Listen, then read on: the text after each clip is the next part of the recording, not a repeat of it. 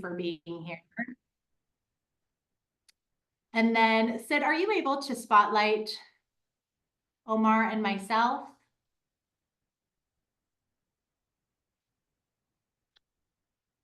I see Omar, or I did. There you are, yes. Isn't that fun when your face pops up and it's like, hello. Yeah, it's really I'm weird. here. I can never get used to that. I don't think I ever get used to it. All of a sudden I'm like, oh, I have some pores. Okay, there they are. Yeah, a little bit, yeah, I can never get used to it. Right, right.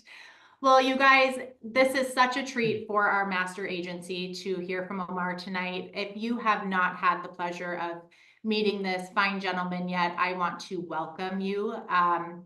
He is somebody, like I said, you know, I've been here for a year and I have heard Omar speak on several occasions. And every single time I hear you speak, I am reminded of what it looks like to be persistent, perseverance through the highs and the lows, what it means to be dedicated and committed to the growth of your business. And you are like the top producer at Symmetry. I mean, your numbers are insane, what you do and how you reconcile every single lead that comes into your system. I remember the last time I heard you speak, you said, if we were to look at your lead in Switchboard or in Opt, we would see there's like 5 people that aren't reconciled, which is A ninja. I'll be honest with you, I've never used Switchboard. okay. See? I'm a ninja guy. I'm a ninja guy because I couldn't figure out, well, I could figure out Switchboard. But my main concern is I always wanted to be profitable. Yes. And when I had Ninja, I could log in and it could tell me, hey, what do I do or how many leads do I have that still need resolution? I was calling on a dial team last night and I didn't get anybody, I didn't book any appointments. But I brought resolution to about 15 leads, and that was the biggest thing for me. Like, I don't have to call you no more. You finally told me no. Thank you. Yes. Yes. Yeah.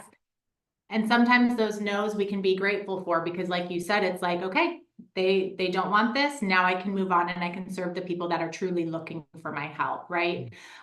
So would you do us a favor, introduce yourself and just kind of share, you know, maybe a little bit of backstory before you came to Symmetry, and then, you know, how long you've been at Symmetry and what your journey has looked like here.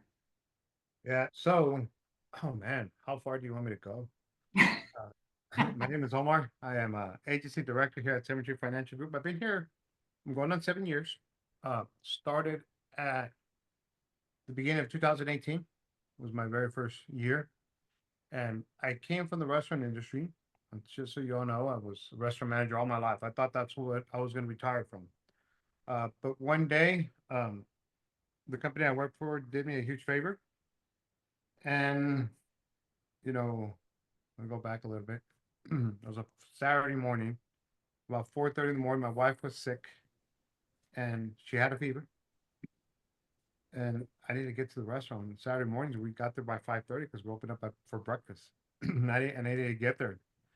And my wife had a fever. So I told her, hey, when you get to a restaurant, I'll open up and I'll come right back.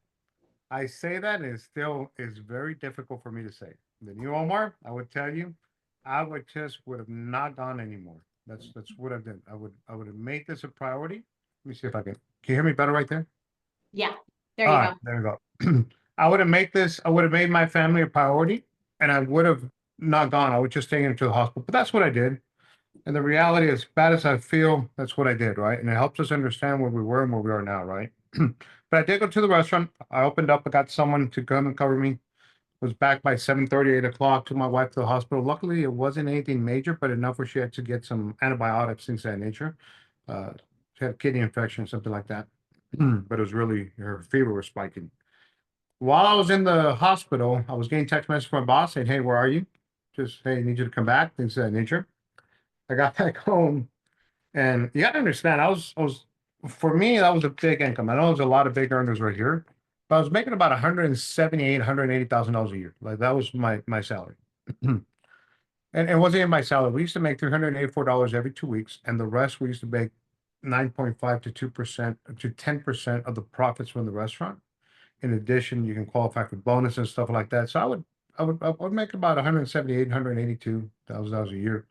So it's really good. And living in El Paso, like you're a top earner in El Paso. You're like in the top 95% of earnings in El Paso. So we lived really well. So, but I did call the president of the company. I was really well known at Cemetery at Luby's. That's where I used to work at. And I called the president of the company, talked to. She said, "Hey Todd, I quit," and I hung up the phone. Thank you very much, and I hung up the phone. Luckily, 10 seconds later, everybody started calling me and say, "Hey, you can't quit. Come back. You don't do this. You don't quit a 20-year career. You plan for it, right?" So I stuck around. They convinced me to stay. I stuck around for about another year and a half, but my heart wasn't in it anymore. I was just me and my wife kept on talking about what was I gonna do. Put my resume on a ZipRecruiter, and Mhm. someone contacted me. And this is funny. Hopefully, you all know who Mike Colburn is and who Christopher Clark is, which is the people I am director. I'm director Christopher Clark, amazing guy, love him to death. I think when I get on the calls, my biggest fear is that you would think that I got here on my own, and I didn't. I got here through people like Christopher Clark. I got here through people like Mike and Jen Colburn, Brad Smith, all that hierarchy all the way to we're president and director of the company, right?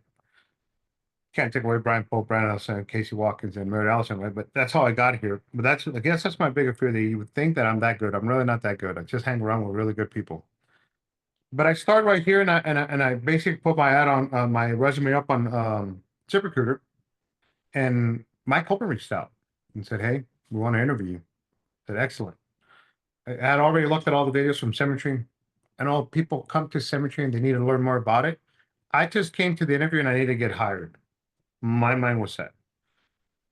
But he sent me a message that I can't interview you, and Christopher Clark ended up interviewing me.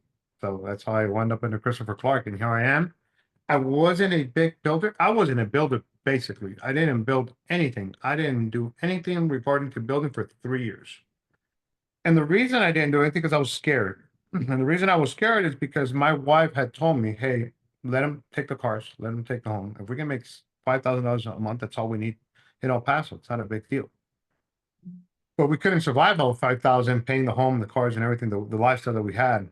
But because she was okay with that, that's really why I wasn't going to let it happen. And that's my whole story right here. About 2 years ago, I put my feet on the ground. I said, "Hey, we want to start building something." And we started building, became an agency director, and here we are. We're just growing. Grateful to be here. Wow, that's amazing. Now, talk to me a little bit about your first 3 years. You said you did not build at all. No, It was just you. Okay. and So, I say I didn't build. I was doing the same thing agents do here when they come and say that they're full time, but they're not even doing part time activity. mhm. And I don't want to step on anybody's toes right here. My name is Omar, and I'm your friend. But there's a lot of people that come here, and you're just kind of dipping your toes in the water, and you're probably thinking, "Hey, when I start making money, I'll invest more leads.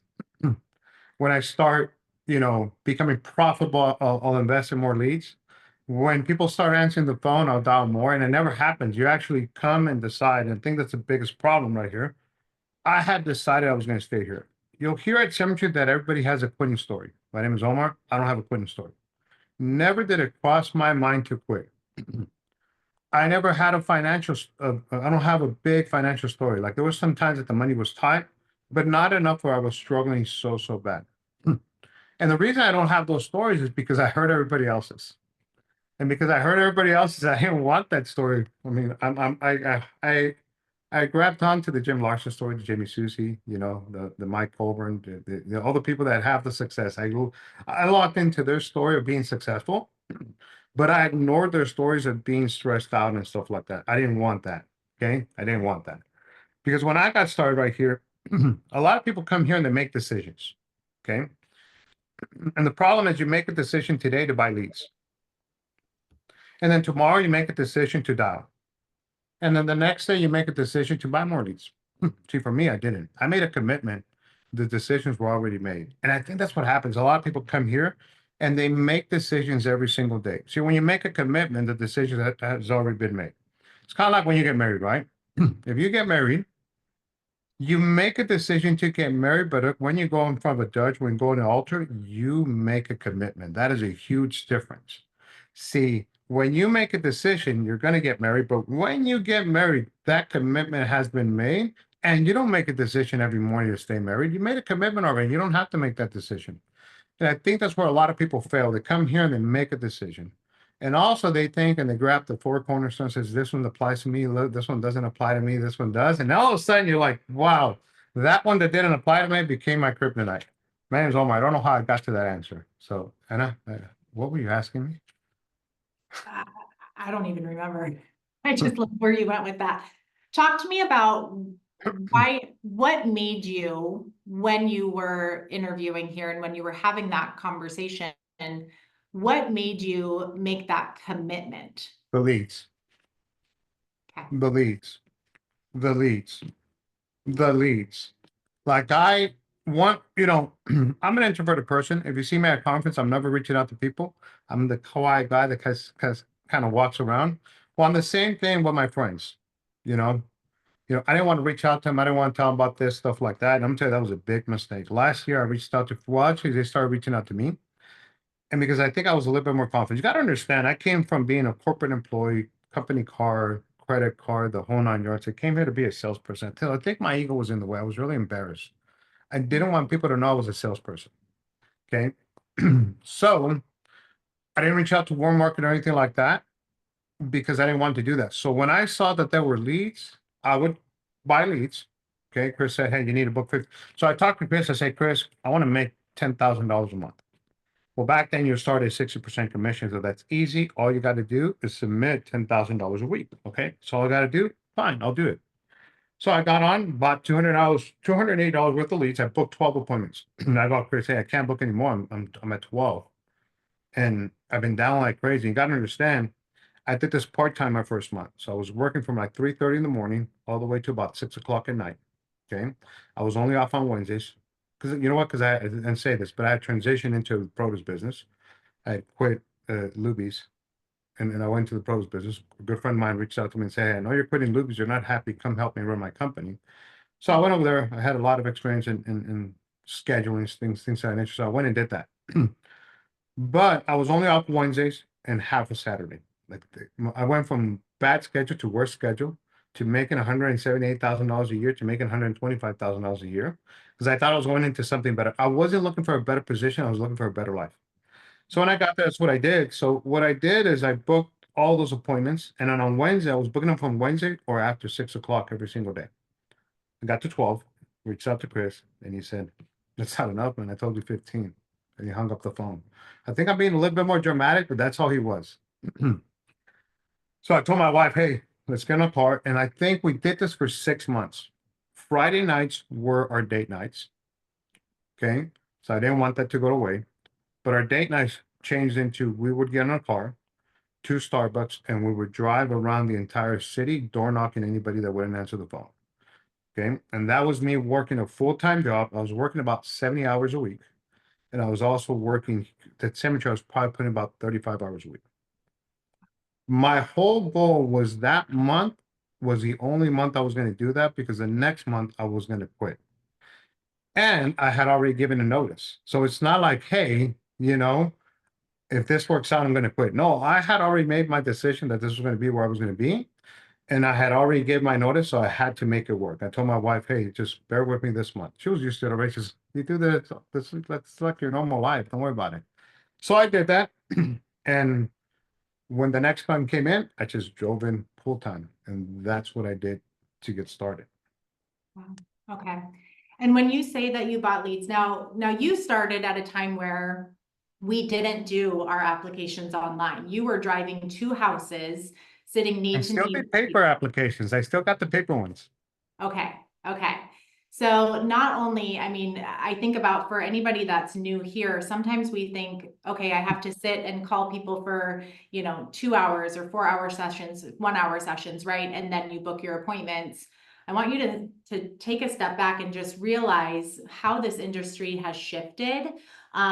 Because 7 years ago, we weren't doing this from we weren't doing applications from our computer. We were actually driving to as far as we could go, right? So sometimes that's 4 hours, sometimes that's an hour to go and sit in people's houses to then write a paper application and submit that business, right? So I was. Okay, that to me is just, again, one of those things that I look to you as somebody who went before me, and I think if you can do what you did, I sure as heck can do what we do now, right? It's so much easier to be able to, work in multiple states, multiple time zones, be able to dial different types of leads, right? What type of leads did you start with, and do you currently work? So I started with bonus leads. I didn't have any money. Like I had money, but not enough money. So I started with bonus leads. All I did was B leads. That's all I did for like, I would say about 8 months. And after that, I started into some A leads. And to this day, I buy 15 B1s. I was doing lighthouse leads. I had to stop it right now because I'm a Ninja guy, and Ninja has a little bit of glitches right now, the quality funnel. So they're working on it. So I had to stop it to get it going. But I do about 5 lighthouse leads a week. And you got to understand, I don't produce the way I used to. I only do about 25, $30,000 a year, a month. So I don't produce like I used to. Okay. And I buy about, that's a little bit for me. I'm not used to doing that. 15, 15 B1, B leads. And I do about 25 I'm not used to the whole letters yet. A, B, C. So the C leads, 25 C leads, and I do 5 lighthouse leads. And the reason I do that right there is because the bonus leads, I reach out to them. The lighthouse leads, they reach out to me because it starts the automation and everything like that. So that's the way I look at it. And you got to understand, some people might say that's not a whole lot of leads, but what happens is you're not going to get resolution to all of them this week. So someone will carry on and carry on and carry on. And then what happens is when I have time, I just start an automation for leads from 9 months ago in Arkansas. I'm in El Paso. I just started out right now, an automation to switchboard funnel. So it's doing its own work while I scale down my other leads that come in. And that's what I do. Now it gets easier because now you got a team and your entire income doesn't rely on you. So that helps. But for 3 years, my entire income relied on me, and that's what I did. Right. Yeah, that's huge. And for those of you who are new on the call, when we say B leads or C leads, lighthouse leads, when you look in your opt and you see MIA, MIB, MIC, MID, all the way down through G, those are mail-in leads. So those are analog leads, and that's what Omar is talking about, that he works. MIB through G is what that would look like. The call-in leads are people that receive that letter in the mail and they call the number on that form and submit their information, and you get that lead through that source. And then Lighthouse, of course, is those digital leads. So Omar really has built his business on our mortgage protection analog leads, which I think says a huge, it's amazing what you can do with these leads. Sometimes we think the less expensive leads are not quote unquote as good, right? Because they're older or they're just not as good. That's not the case. It's a human on the other end of the phone that has requested information. And if you do this right, and if you dig in, you can make a huge business off of these types of leads, right? And it's okay to understand. It's not that a B lead is just not going to be as efficient. You have to do more dials. You have the money to invest in money in leads, or you have the time. That's so cute. Let her on. Bring her on the call. Or you have the investment to get the higher quality leads. And it's not that they're higher quality. They're more efficient. They remember. We get that. We understand. But the reality is this, you got to get it one way or the other. And that's the way I looked at it. I was going to get it one way or the other. And I think what happens is sometimes agents come in here. So I'll give you an example. When I started right here, I wanted people to teach me about how to sell life insurance. That's what I wanted. I wanted someone to come in here and say, hey, this is how you sell mortgage protection life insurance. This is how you sell life insurance. This is what you do. I want you to put this in perspective right here. Okay. My upline, Chris, called me up and said, read this book. Tell me to read the one thing. So I read it. I said, when I called him up, I said, this doesn't talk about life insurance, man. Like, what am I supposed to do? And so I got to that. But here's where I realized back then there was a video of Casey Watkins that told you how to meet with people in the home. He tell you, hey, you wear these jeans, he had an untucked shirt, he has some nice shoes. That's how you dress with people. And one of the biggest things I learned about this business started really on right here is number one, your upline is not going to teach you about life insurance. Your clients are going to teach you about life insurance. Okay. So every time I met with a client, I learned a little bit more. What does that mean? I would meet with a client, and I had a client that had diabetes. I learned how to protect people with diabetes. Had a client that had cancer or had cancer 4 years ago. I learned how to protect people like that. Okay, but one of the things that really drew my attention, it was my first week full time. I go into a home, and I remember that video because of whatever I experienced that day. I go into the home, and right as I'm going in, I have my jeans looking like Casey Watkins, untucked shirt, nice shoes, and I'm walking in. Well, as I'm walking in, there's a guy walking out. Briefcase, suit, tie. He smelled like a damn insurance agent. Man, he was so intimidating. And he's walking out, I'm walking in, and as I walk in the door, because the lady let me in, there was a coffee table and it had a whole bunch of brochures for life insurance. I go, man, I don't have anything. I'm gonna look like an idiot right here. And then I looked at the lady and I said, okay, looks like you got what you wanted. Thank you very much. I'll see you later. And I walked out. Lady chased me out and she said, Mr. Diaz, we didn't buy anything. And I said, oh, why not? I did not want to go back in there. I was sweating. You know, it was hard. It was really hard. But I still walked in. I sat down and I said, she looked at me and says, we don't want to go through a 2 hour presentation. Like that's one of the reasons I stumbled on the insurance guy because he lasted so long explaining what it was. I said, I'm gonna look like a fool right here because my presentation only takes about 15 to 20 minutes. I'm gonna look like a big idiot. I don't have any brochures. What do I do? So to this day, well, let me show you. Even when I'm meeting with a client right here, if I pull this out, I go into here.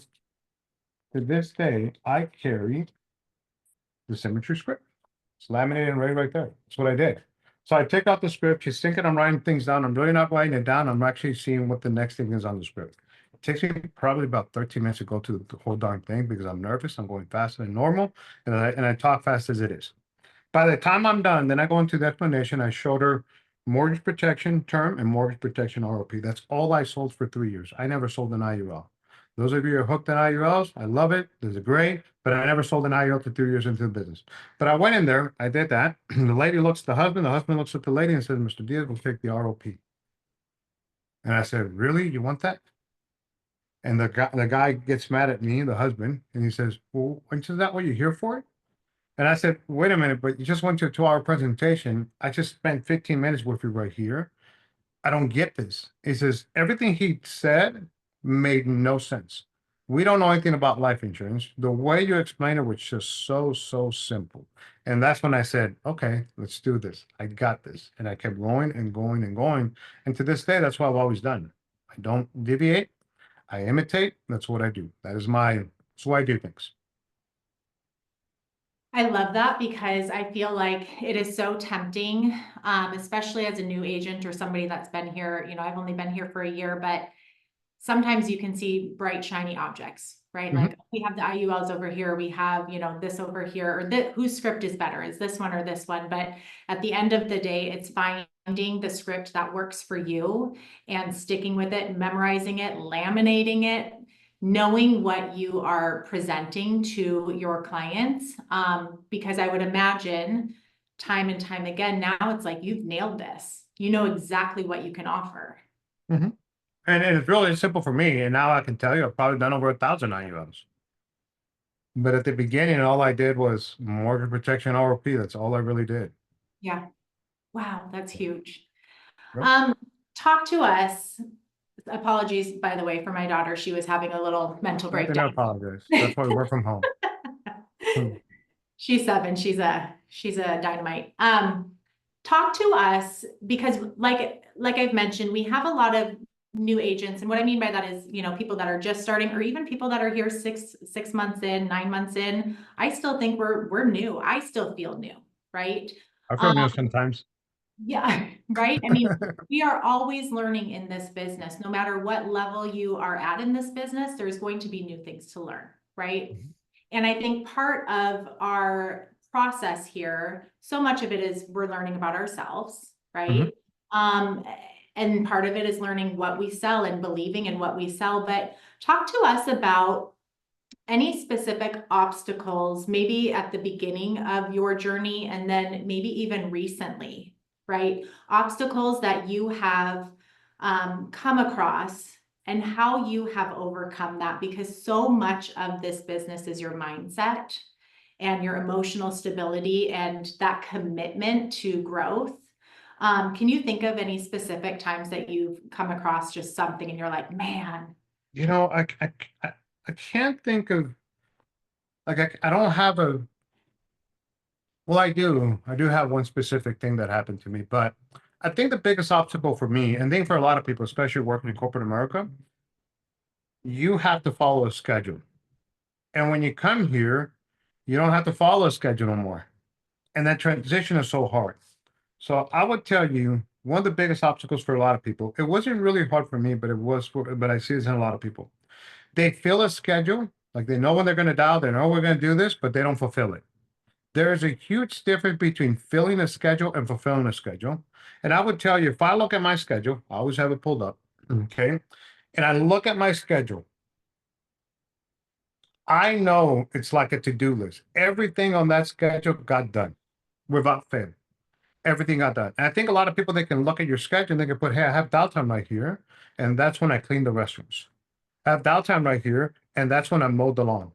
I have downtime right here and there. So one of the things I got really good at the beginning is, number one, I didn't let the business steal from my family, and I don't let my family steal from the business.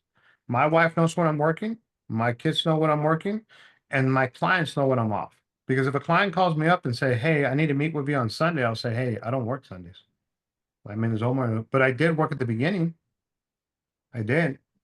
And the reality, you know, you graduate into a better schedule. When I got started, I was working 7 days a week, my first month, 7 days a week. Then I went into 6 days a week. Then I went to 5 days a week, and one day out of the month, I would work one weekend, okay, Saturdays, because get all my clients together that were out of town.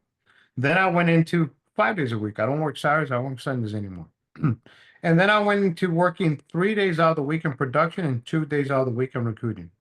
And you get better and better at it. But if you look at it right, you can get your schedule compiled really simple. So I was really good at that. That's what I did really fast. I got really good at that. One of my biggest obstacles was, I remember talking to my wife one day. We were downstairs having a bad month or bad day. I don't know. And I looked at her and I said, man, she looked at me. I guess I was really stressed out. She looked at me and says, then quit, Omar. Stop complaining about the business and quit. Go find yourself another job. I don't care. We don't need this.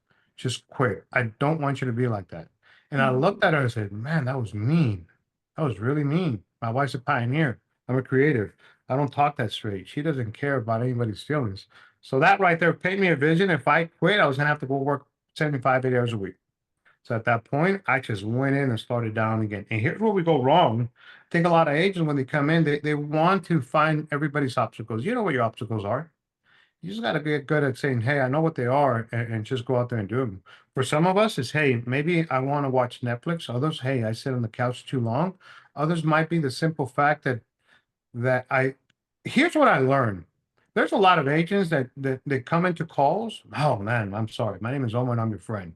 And they turn their learnings into wisdom. Oh, that was so good. Oh, that was so phenomenal. Oh, that was so great. I'm going to shadow this person. And then next week, he had another appointment. I shadow him again. And then the next person, I shadow him again. I said, man, when is going to do something, right? Let your learnings, and I think Jim, I don't remember who said this.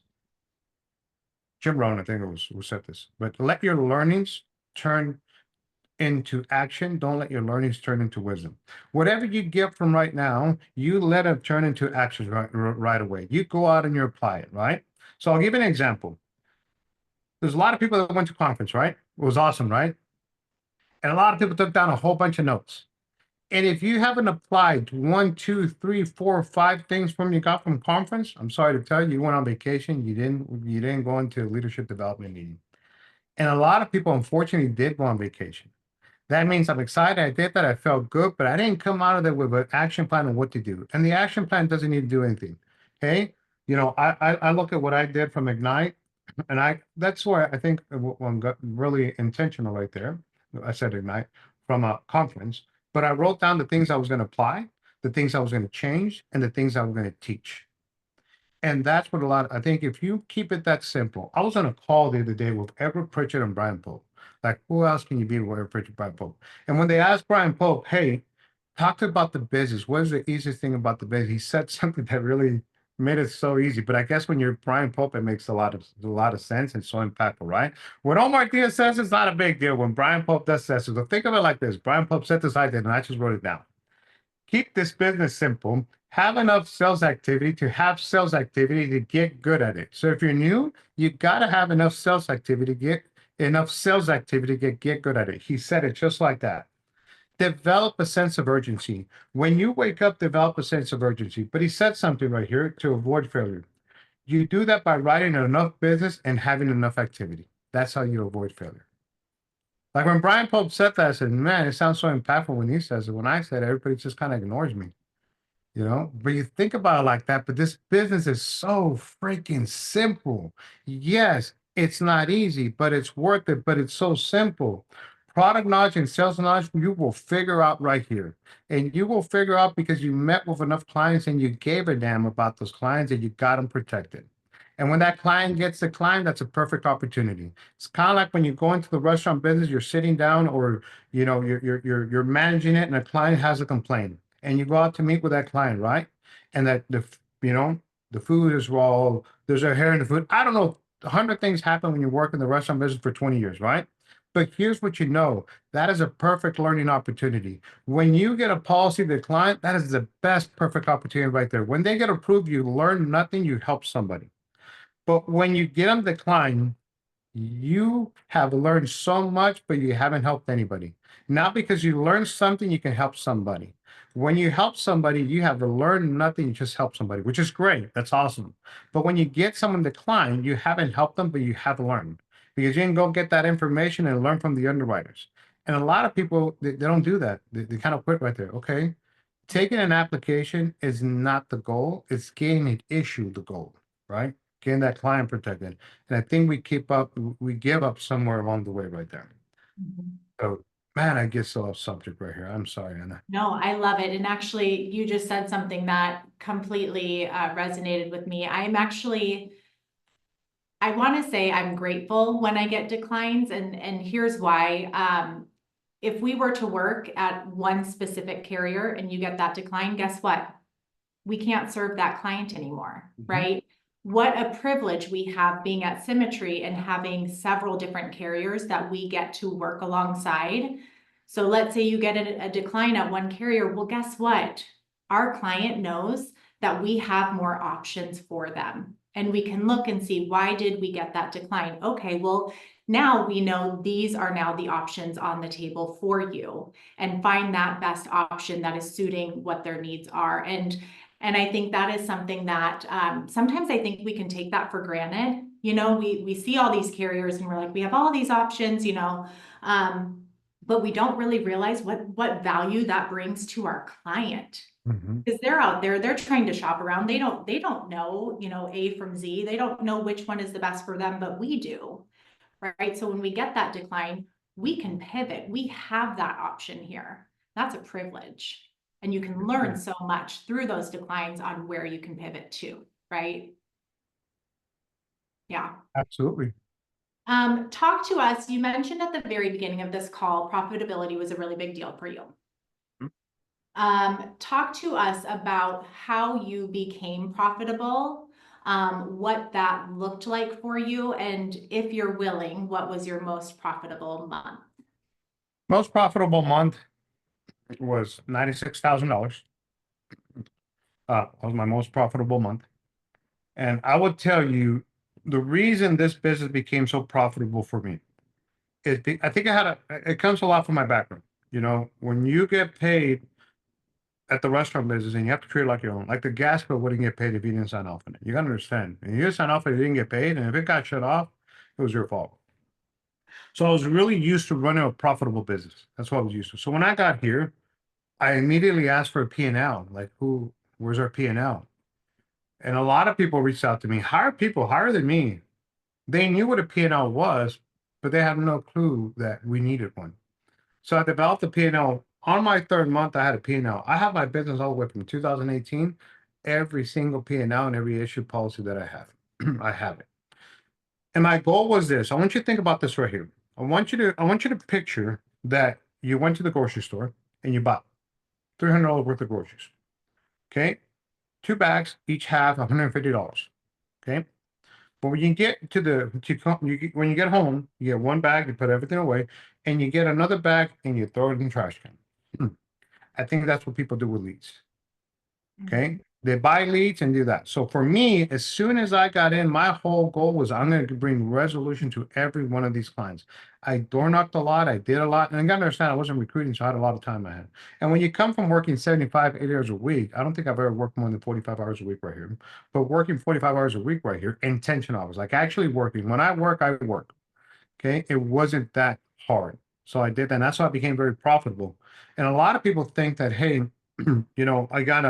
once I got to the point that I couldn't book any more appointments because nobody was answered, door knocks weren't happening, I bought more leads. I would buy leads 3 or 4 times a week. 3 or 4 times a week. To this day, I log in every single morning into Og and I see any leads that are available. And I do that every single day. So there's certain things that you don't change about the business. Hopefully soon I'll get to the point that I won't have to rely on producing. I don't have to log in and buy leads every single morning. But that's what I did. And I did that every single day without fail. So number one, treat this business like a job. Treat it like a job. Manage it like a job. Because at a job, you're going to show up if you feel bad. At a job, you're going to show up with a cold. At a job, you're going to show up even if you don't feel like it. And I think people a lot of times don't feel like showing up by hearing that don't show up. And that reflects in your bank account. Number two, your schedule. If your schedule is empty, your bank account will be empty. You're not going to become profitable if your schedule is empty. You're not. And I think that's the biggest clue right there. If your calendar is empty, your bank account will be empty. And be okay with that. Hey, I don't have any money. Well, whose fault is it? You're the one that had an empty schedule. You did that. If you don't have money for leads, then darn it, go out there and sell some friends. Do a garage sale. A lot of business starts in the garage. You can start your business in the garage by selling things from your garage, but sell it and buy leads right away. And then when you get that money in, this has to be divided. 5 applications a week. One application pays for more leads. Second application pays for your bills. Maybe you need 2 of those, right? I don't know why this thing's happening right there. I don't know where the balloons are Celebrate. coming from. Yeah, but sure it's home. So now you're at 3 applications. The fourth application might get declined. Okay. And the 5 application is gravy. So if you just view your business like that's what we want to do. And you know what? If you're doing this part-time, it's because you got a full-time job or you got a spouse that's supporting you. But I don't think you can do this part-time because you need about 20 hours, really a week of intentional hours, 20, 25 intentional hours to make this business profitable. You don't need 40. 40 is the extra gravy on the side. I get it, but all you need is about 25 hours to make this business really, really, really profitable. I think a lot of people look at that. So if you would get your business right now and you would think, if you would ask yourself, if this doesn't work, what am I going to be doing? If you're okay with that, be okay with that. And a lot of times at your job, someone's going to fire you if you don't work.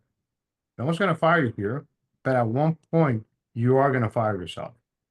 And if your spouse is going to be here with you, here's the thing, your spouse is not going to make you successful, but your spouse will make you quit.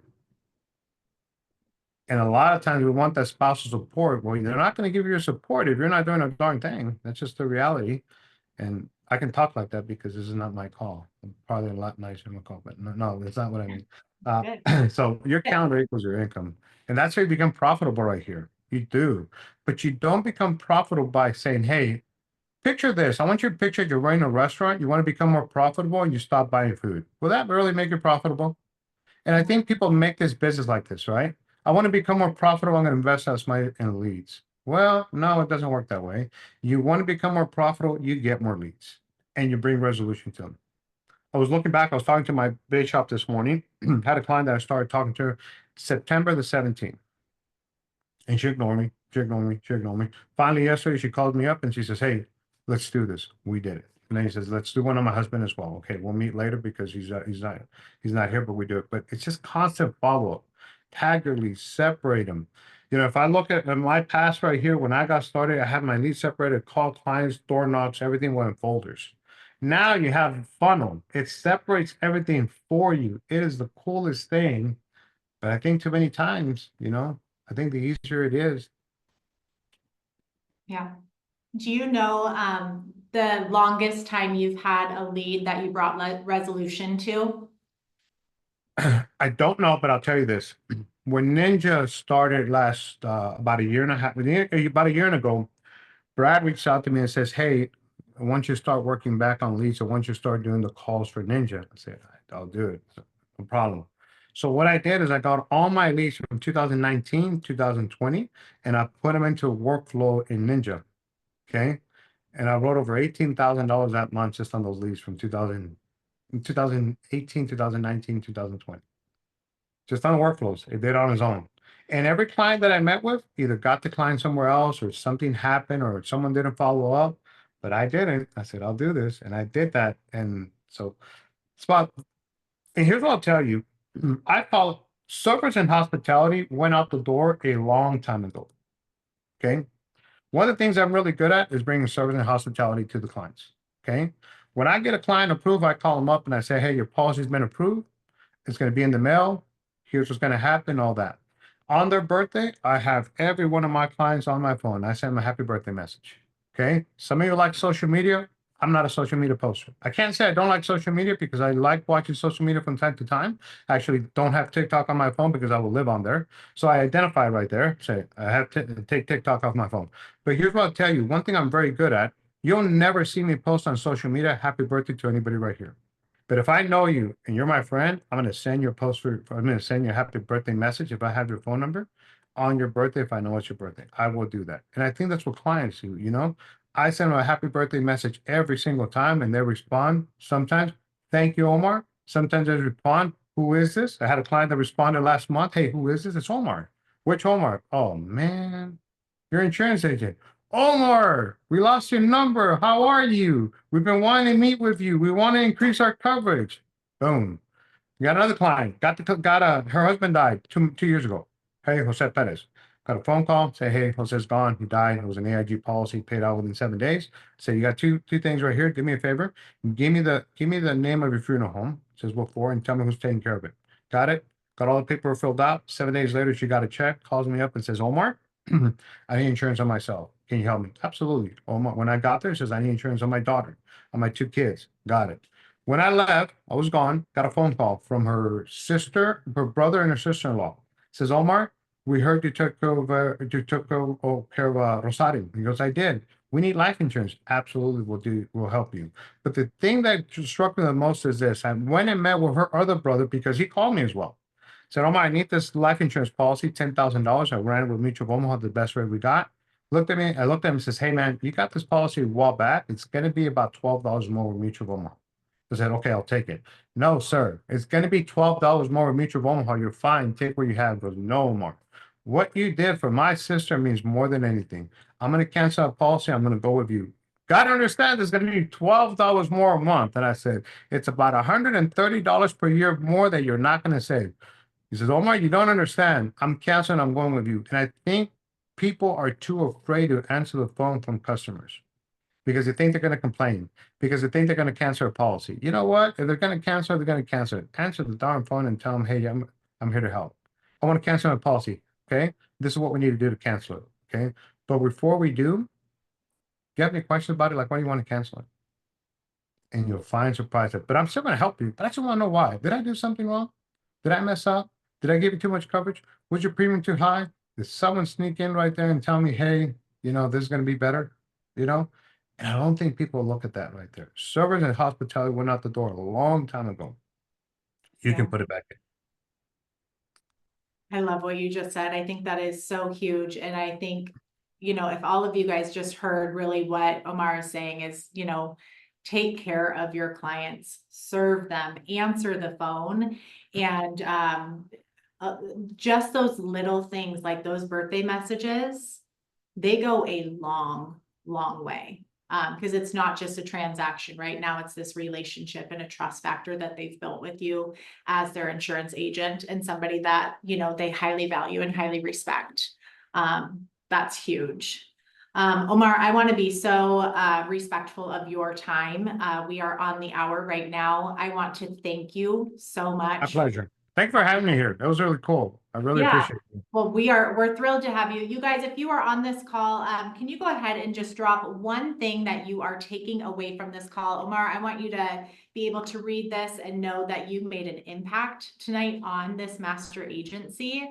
I know for me, a huge part is just knowing how to bring resolution to those leads. That's huge. And the customer service is, I mean, that's something I strive for every single day. So thank you. Thank you all for tuning in tonight. Any questions, you guys always know to send them our way. And we appreciate you, Omar. Thank you for being Appreciate here. you. Thanks for having me here. Be blessed, everybody.